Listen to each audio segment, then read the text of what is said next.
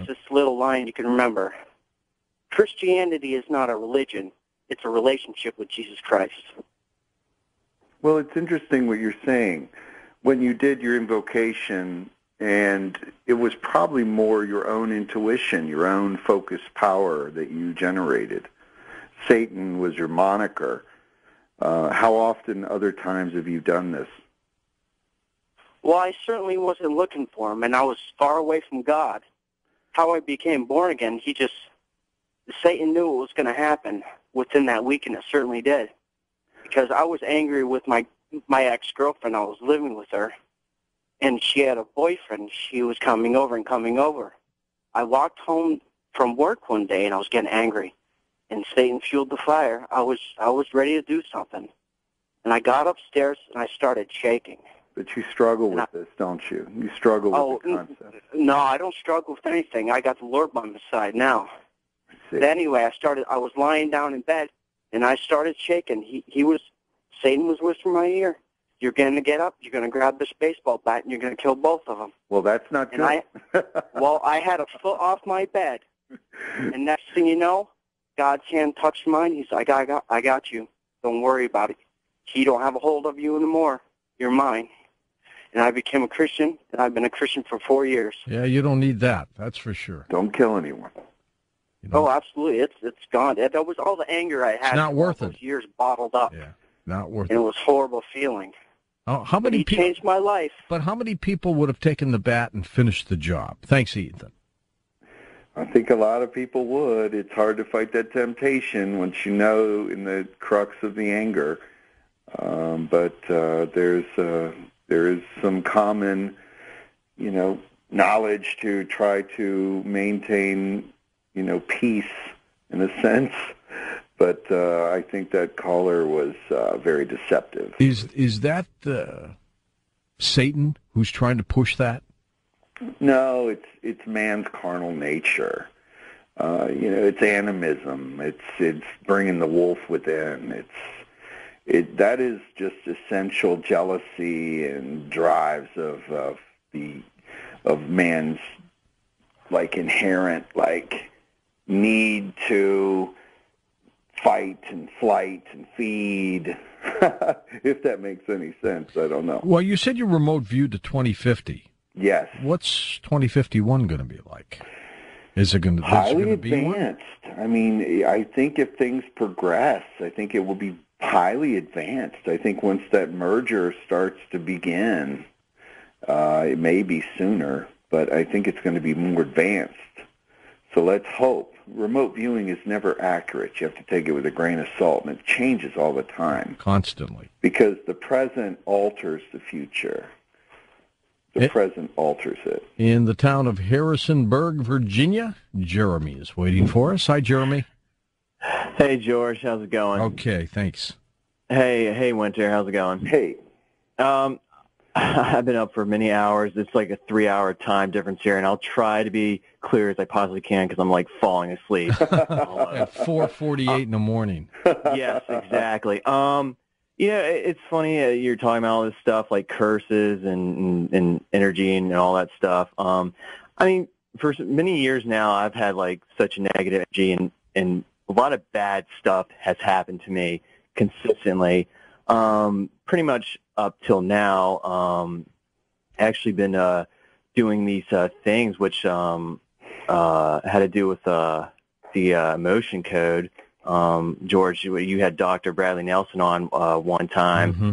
and actually I did the thing to maybe I have trapped emotion stuff. Did that. Everything's been going great so far, but just want to get Winter's take on this, as far as the miseries that I've experienced, and it basically had to do with focusing on the past, not having the things I wanted, the wants that I had based on the past, like a good life or something like that, the people I want to be with, friends or whatever, and all that, and the things like being with the right woman and all that, and I never got those, and of course just I guess misery built up and all that, and of course I come from a Christian background, my parents both were Christians. My dad's actually a pastor, but when I was like 15 years old, I totally renounced everything because I thought it was crap and found the hypocrisy. Yeah, the hypocrisy. You just read my mind. Like I was about to say that hypocrisy and all that. Sir, the thing is that you've just hit the nail on the head. You are under a type of sympathetic curse to change your ways, and it's probably from your family. The energy they're projecting, the prayers they're praying for you. Oh, we pray for him to find the way. That's so, true. sir, you must just take white candles and mirrors and just do some rituals constantly to try to raise your energy level, because you are being saturated with this religiosity, and it will eventually enscone you and ruin your life. You will not meet the girl you want. You will not have the money that you want. You will not progress professionally the way you wish until this is handled. You are being held down by your own people, and it's just unfortunate they don't even know what they're doing. It's funny too.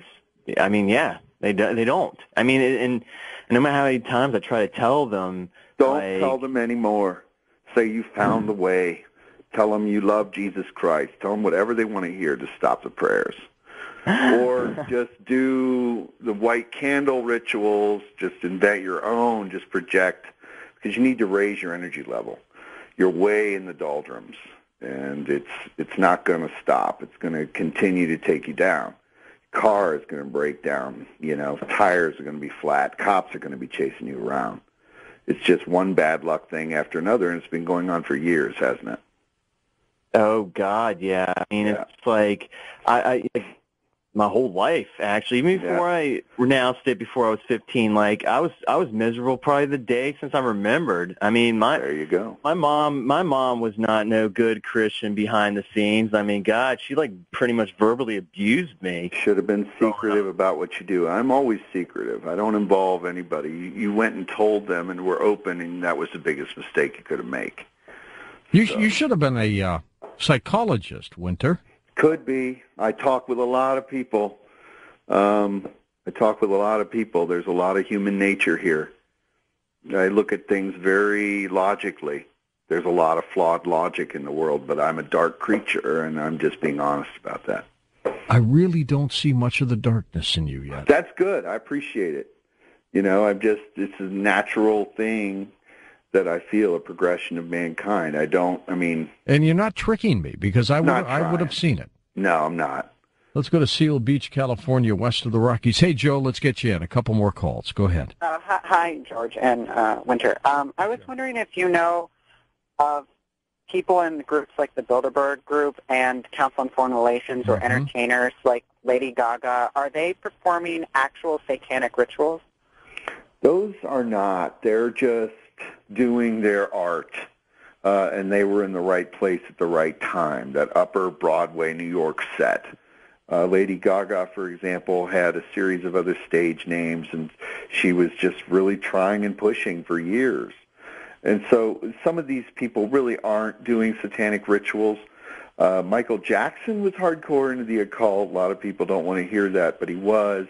He would probably be the most recent in history that really embraces occultism, even through his blatant denouncements. But he was really a superb occultist and heavy into voodoo, and so is his family. How about Elvis? Was he into it?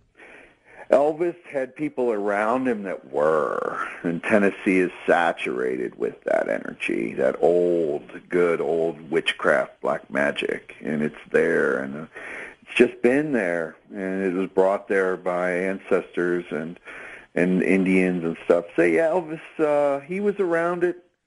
He enjoyed it. He dabbled in some things, but he never took it seriously.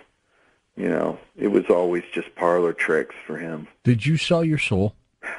Probably did. Yeah. I've done pacts, and I reaffirm those pacts, with dark powers. And so, yeah. You may want it back. You never know. You never know. I think it's just merging with the powers out there, so. Let's go to Alberta, Canada. Gene, it's your turn on Coast to Coast. Welcome, Gene. Hello there. I think you can get a recall anytime you want there, Winter. Okay. That's a guess. I've had just wretched luck for mostly health for 15 years at least. But on the other side, anybody who has bothered me or my mother has to some degree suffered, some sort of problem. It's almost like we're poisoned frogs, eh? And the harder you bite us, the quicker you die, I guess. I mean, but not just trying to make sense of all of this. How bad is the luck? Like, well, how extreme has it gotten? Near death. What do you think it is? Do you think it's something from a person that crossed you, or you crossed someone? No. Well, actually, I'm not sure, but the last person who's crossed me was really playing with my life, yep. And what'd you do? Nothing. I was... You don't wish him into the cornfield or anything like that? No, I was very pissed off, and, I guess I had a whole little string of thoughts of her being very impoverished and stuff like that. I can tell, sir, that you're very devilish, aren't you? He is. Yeah, he is. He's have more you spoken with this gentleman before, Nori? No, but let me tell you something. He's more devilish, Winter, than you are. This guy is evil. Yeah, he's got some darkness in him. All right, my friend, we are out of time, but thanks for being on the program. Thank you, sir. Okay, Winter Lake, his website, linked up for you at coasttocoastam.com. A Satanist. For Dan Galante, Tom Danheiser, Lisa Lyon, Lex Lonehood, Sean Ladesseur, Stephanie Smith, Ross Mitchell, George Nappy and Punnett, and Art Bell. I'm George Norrie, somewhere out there on Coast to Coast AM. We'll see you on our next edition. Until then, be safe, everyone.